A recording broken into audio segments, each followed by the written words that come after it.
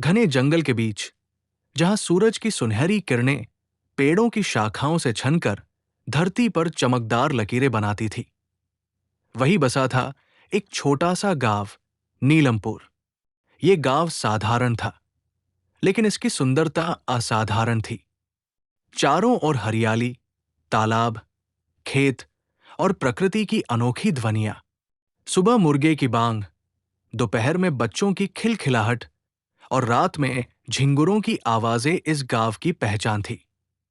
गांव के लोग मेहनती थे और बच्चों की दुनिया छोटी सी लेकिन प्यारी थी।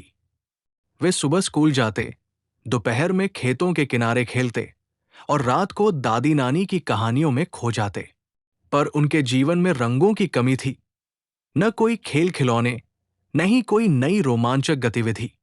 एक ठंडी सुबह, जब कोहरा अब भी पेड़ों की टहनियों से लिपटा था और तालाब के ऊपर हल्की धुंध तैर रही थी, तभी कुछ अजीब हुआ। तालाब के किनारे अचानक एक चमकदार रोशनी दिखी। कुछ बच्चे वहां मछलियां देखने आए थे। रवि, उसकी छोटी बहन मीरा, दोस्त काव्या, अर्जुन और नन्ही तारा। वह रोशनी धीरे धीरे तेज हुई और उसमें से एक छोटी सी पंखों वाली आकृति निकली। उसके पंख इंद्रधनुष की तरह रंग बिरंगे थे और आंखों में सितारों सी चमक। हाथ में वह एक सुनहरी छड़ी लिए हुए थी, जिसके सिरे पर छोटा सा तारा टिमटिमा रहा था। नमस्ते, नीलमपुर के बच्चों, वो बोली। उसकी आवाज बांसुरी की धुन जैसी मधुर थी। बच्चे स्तब्ध रह गए। सबसे बड़ा होने के कारण रवि ने हिम्मत की और पूछा, आप कौन हैं और यहां क्यों आई हैं?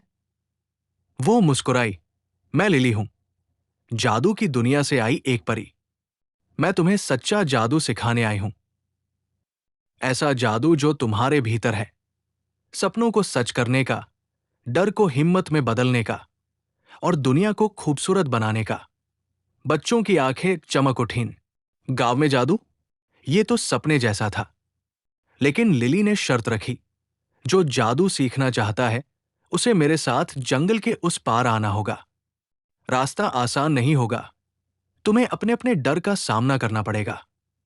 गांव के कई बच्चे डर गए, पर रवि, मीरा, काव्या, अर्जुन और तारा आगे बढ़े। हम तैयार हैं, उन्होंने एक स्वर में कहा। लिली ने अपनी छड़ी घुमाई और एक सुनहरी पगडंडी जंगल की ओर बन गई। बच्चे उस पर चल पड़े। जंगल के पेड़ मानो उनका स्वागत कर रहे हों। पर गहराई में पहुंचते ही वातावरण बदल गया। हवा ठंडी हो गई और एक विशाल पत्थर का दरवाजा सामने आ गया। उस पर लिखा था, अपने डर का सामना करो। सबसे पहले रवि आगे बढ़ा। जैसे ही दरवाजा खुला, उसके सामने एक विशाल मकड़ी प्रकट हुई। रवि का दिल जोर से धड़कने लगा। उसे मकड़ियों से बेहद डर लगता था, लेकिन उसने लिली की बात याद की। जादू तुम्हारे दिल से निकलता है। उसने साहस जुटाया, आंखें बंद की और सोचा कि मकड़ी तितली बन जाए। आंखें खोलते ही मकड़ी गायब थी और तितलियां उड़ रही थी। मीरा को अंधेरे से डर था। जैसे ही दरवाजा खुला, वो गहरी कालिक जैसी अंधेरी सुरंग में पहुंच गई। उसका दिल कांप रहा था, लेकिन उसने कल्पना की कि उसके हाथ में एक दिया जल उठा। तुरंत रोशनी फैल गई और वो आगे बढ़ गई। काव्या को ऊंचाई से डर था। दरवाजा खुला तो वो खुद को ऊंचे पहाड़ पर पाया। नीचे गहरी खाई थी। उसने कल्पना की कि सामने एक मजबूत सीढ़ी है। धीरे धीरे वो सीढ़ी पर चढ़ती गई और सुरक्षित दूसरी ओर पहुंच गई। अर्जुन को पानी से डर था। उसके सामने तेज बहती नदी आ गई। लहरें इतनी ऊंची थी कि उसके पांव कांपने लगे। उसने आंखें बंद की और कल्पना की कि एक नाव उसके पास आ गई है। अचानक सचमुच नाव आ गई और उसने नदी पार कर ली। नन्ही तारा को अकेले रहने से डर था। दरवाजा खुलते ही वो सुनसान जगह में अकेली खड़ी थी। आंसू उसकी आंखों में थे। तभी उसने अपने दोस्तों की आवाजें याद की। रवि की हिम्मत, मीरा का प्यार, काव्या की कल्पना और अर्जुन का भरोसा। उसे महसूस हुआ कि वे सब उसके साथ हैं। उसका डर मिट गया और वो भी दरवाजे के पार पहुंच गई। जब सभी बच्चे सफल हुए तो उनके सामने एक खूबसूरत घाटी फैली हुई थी। बीच में एक छोटा सा स्कूल था जिसकी दीवारें चमकती थी और चारों ओर फूलों की क्यारियां थी। लिली ने कहा, यही है मेरा जादू का स्कूल।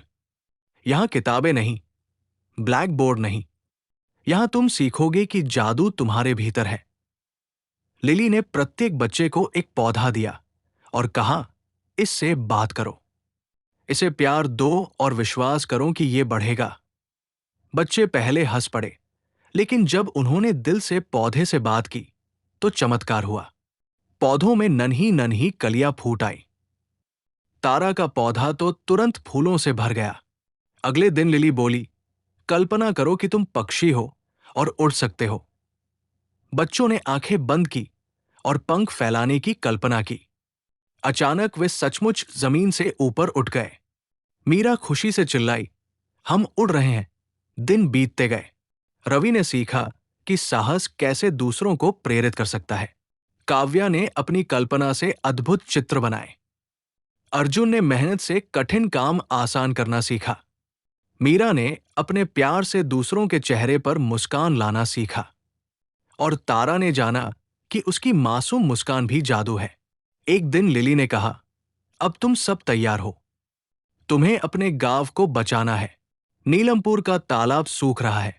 अगर वो खत्म हुआ तो गांव में पानी नहीं बचेगा। बच्चों को जिम्मेदारी बड़ी लगी, लेकिन उन्होंने सीखा था कि जादू उनके भीतर है। गांव लौटकर उन्होंने तालाब के किनारे योजना बनाई। रवि ने साहस दिखाकर गांव वालों को एकजुट किया। काव्या ने तालाब की मरम्मत और सुंदरता का नक्शा बनाया। अर्जुन ने मेहनत से तालाब की सफाई और पानी का रास्ता बनाया। मीरा ने अपने प्यार से सबको प्रेरित किया। तारा ने मुस्कान से सबका हौसला बढ़ाया। धीरे धीरे तालाब फिर से भरने लगा।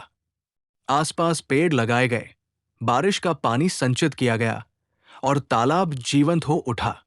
गांव वालों ने बच्चों से पूछा, तुमने ये कैसे किया? बच्चे बस मुस्कुरा दिए। ये लिली का जादू है। बच्चे लिली को धन्यवाद देने स्कूल पहुंचे, लेकिन वो वहां नहीं थी। उसकी जगह एक चमकता पत्र था जिसमें लिखा था, जादू हमेशा तुम्हारे भीतर है, इसे कभी मत भूलना। बच्चे समझ गए कि अब वे अपने जीवन के सच्चे जादूगर हैं। उन्होंने न केवल अपने गांव को बचाया, बल्कि अपने सपनों को भी रंगीन बना लिया। नीलमपुर की हवाओं में अब जादू घुल गया था। साहस का, प्यार का, विश्वास का और एकता का। और कहीं दूर जंगल की गहराइयों में लिली की मुस्कान अब भी हवा में तैर रही थी। ऐसी ही कहानी सुनने के लिए चैनल सब्सक्राइब करें।